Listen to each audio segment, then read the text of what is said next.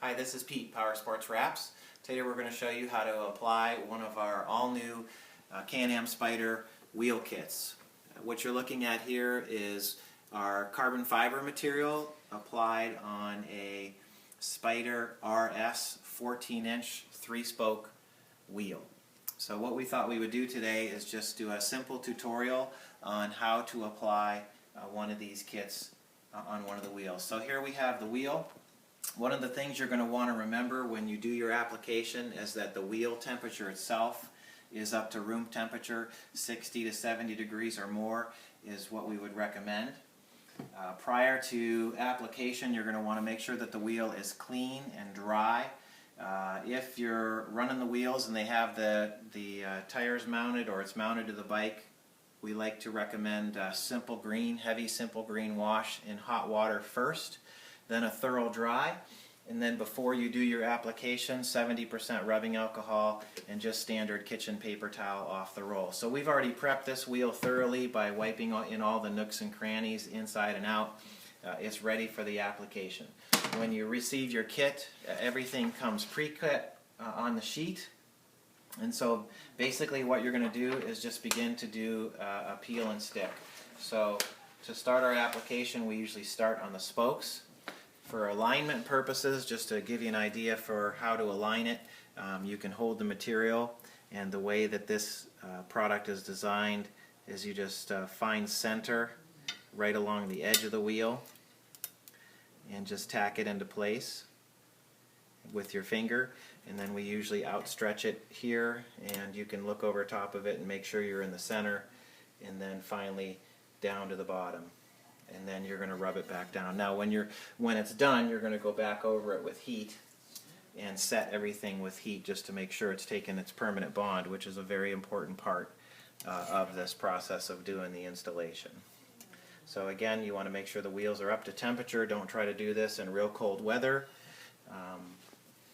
Potential issues, as well as when your application is done, we recommend that you wait at least 24 hours to run the bike, just to let this set. And the reason is because when we get to these pieces here, we're going to apply those wet, and so there's a measure of moisture that always stays underneath for a period of time, even though you're going to use heat once you apply it.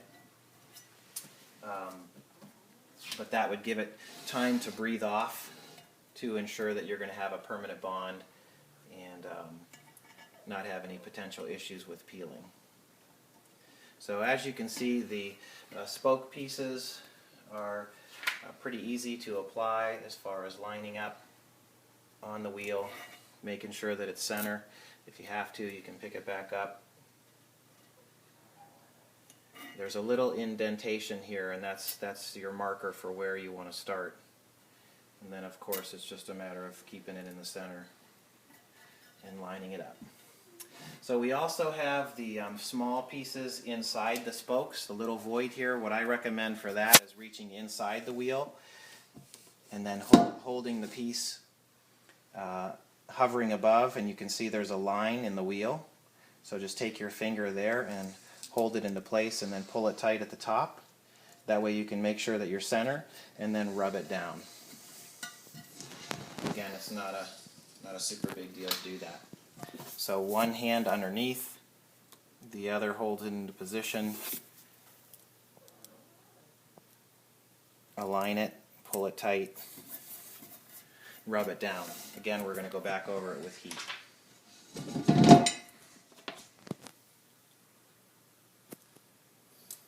None of this is super crazy as far as what you have to do to apply it.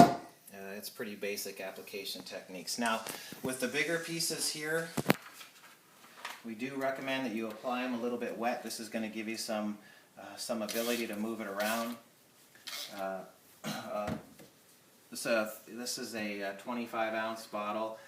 You can add 3 drops of Johnson's baby shampoo non-scented in a bottle this size.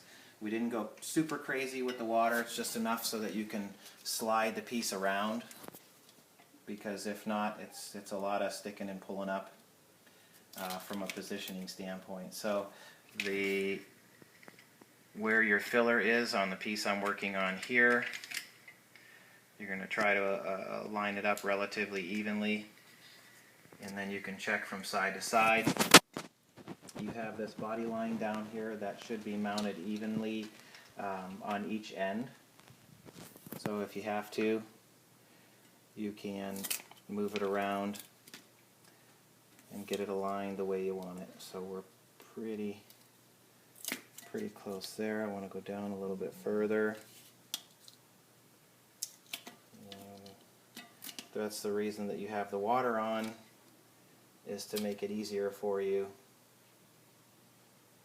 when it comes to positioning the product.